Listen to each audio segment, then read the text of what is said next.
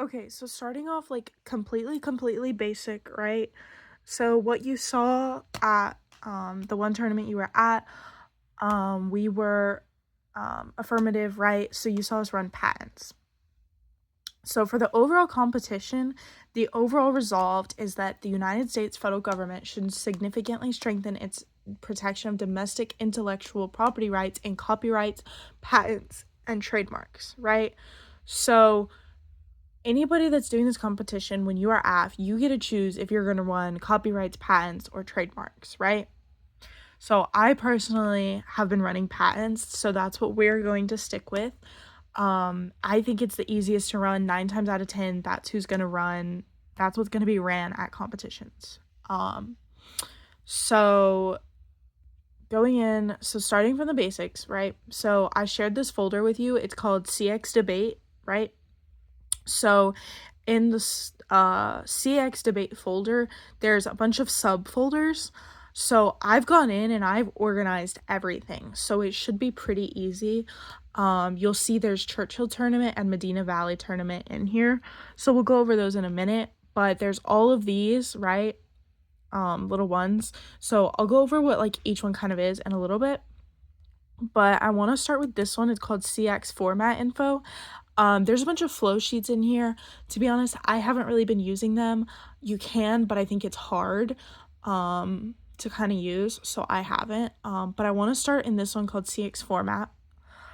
So this is just a time structure. Honestly, it's not that important. I can go over with you like before the competition, but it doesn't really matter. So I want to start with these first. These are going to be our on case and off case arguments, okay? So this is like the foundation for the debate. So your on case arguments are going to be for your negative to attack. So if you are the negative, you're going to attack what the affirmative is actually saying about their plan. So if the affirmative is saying that like this is going to create for patents, if the affirmative is saying that this is going to create more like what's it called, like, okay, no, let me think about it in a different way that's like easier for understand. So like your on case would be like saying that like this isn't gonna work, for example. Like if we're gonna like restore patent eligibility, it's not gonna work, okay? And so you would be really saying, okay, there's a flaw in what they're saying because it's not gonna work. It's not gonna work. It's bad. You're attacking what they said, okay? That's like the basic understanding of it. And then off case is theirs is bad and either like this is why or this is what we should do instead.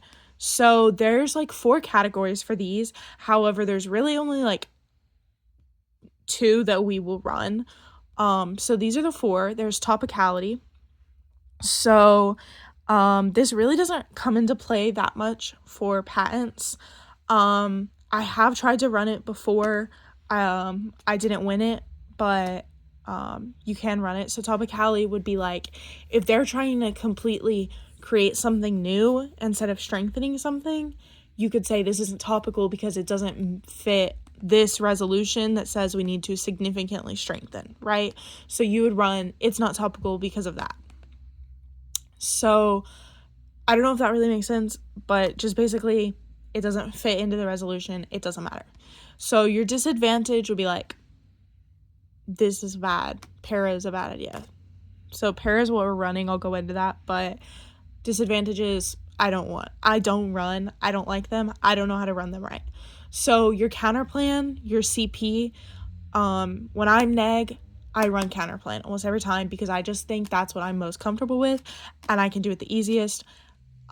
So for patents, for example, if they're trying to implement like para or even if they do anything else, I usually run instead of patents, we're going to make a prize system. And so if you want something patented, we're going to, instead of like patenting it so you have the like right to it, we're going to pay you so that you're getting like millions of dollars because you invented this, but you don't technically have the right to it.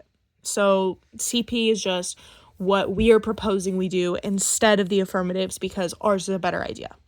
And then critique, it's really hard to run. I will say that. I've never ran it. We won't because I don't know how to do it properly.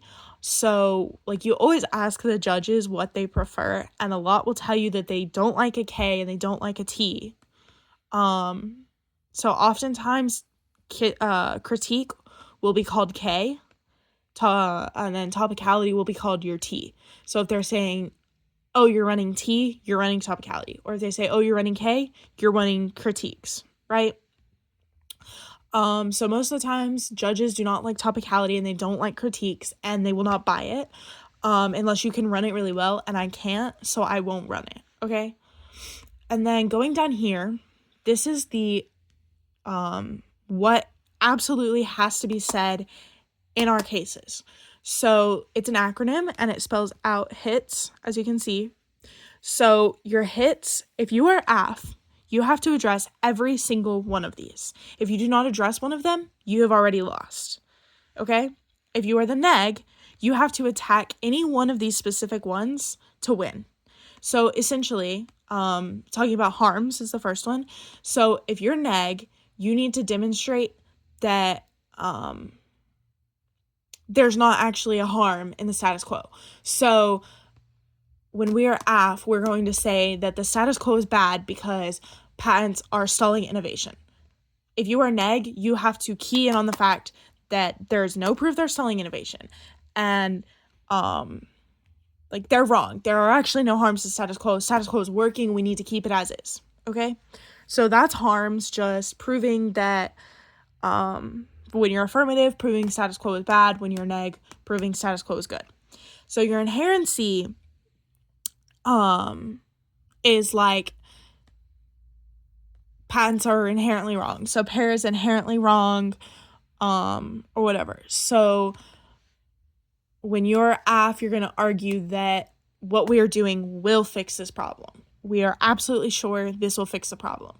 When you're neg, you have to be like, no, it won't.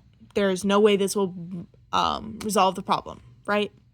And then topicality, again, so if you're AF, it must reasonably fall under the terms of the resolution, which again is this one. It should significantly strengthen its protection.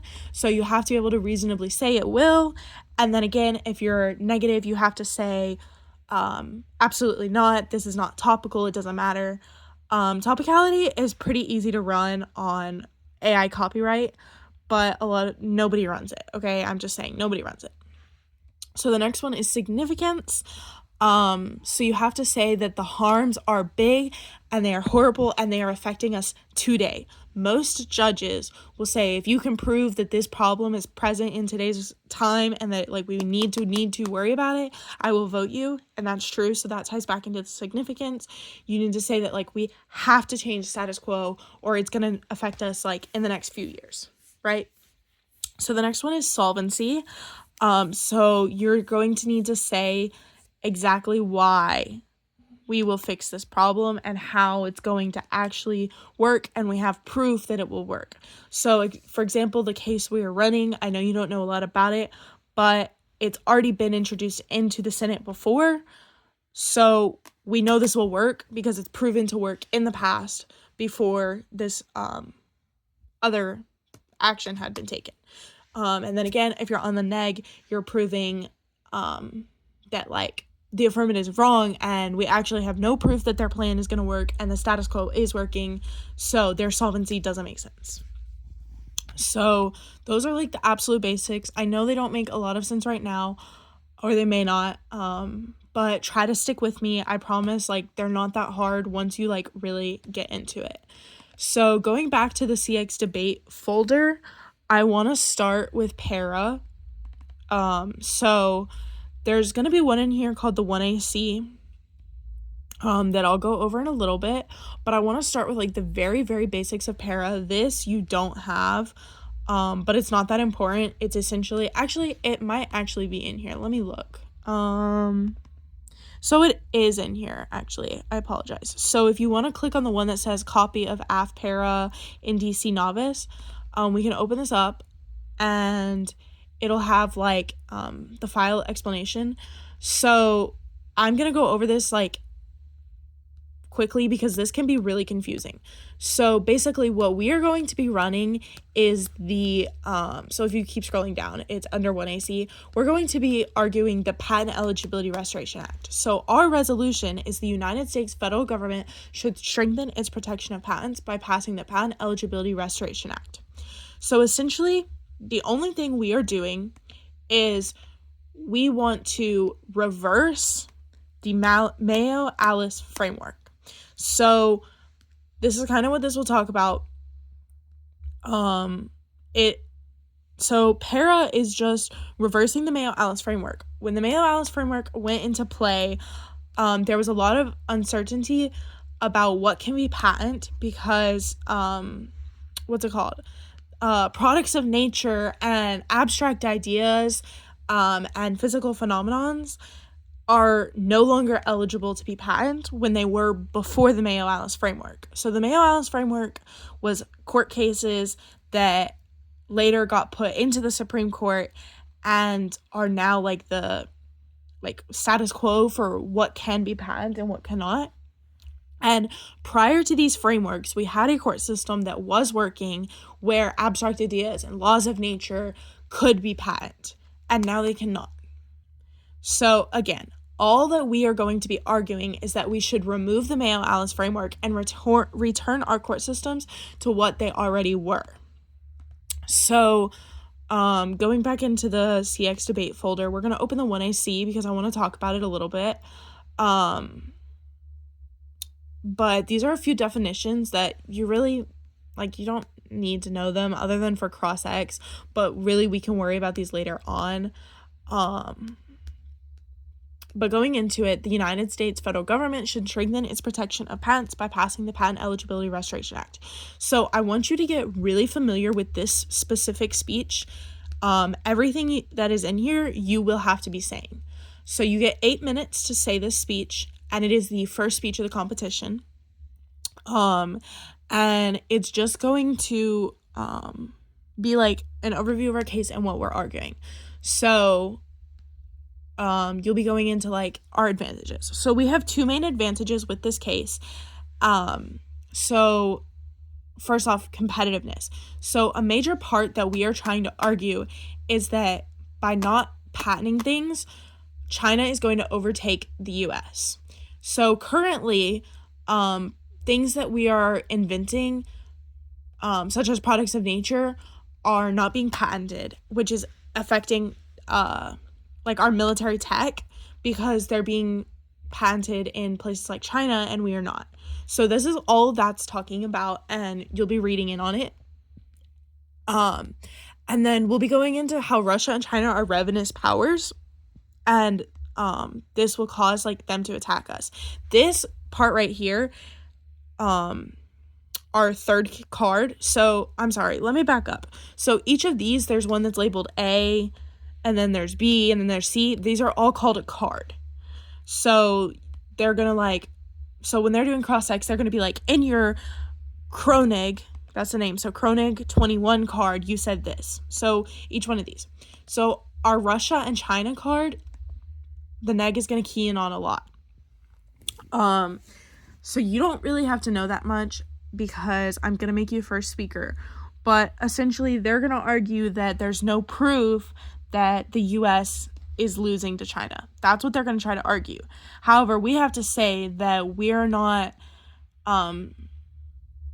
inventing things. Therefore, China and Russia are going to think they can beat us, which is going to cause them to actually attack because they have this confidence against it, right?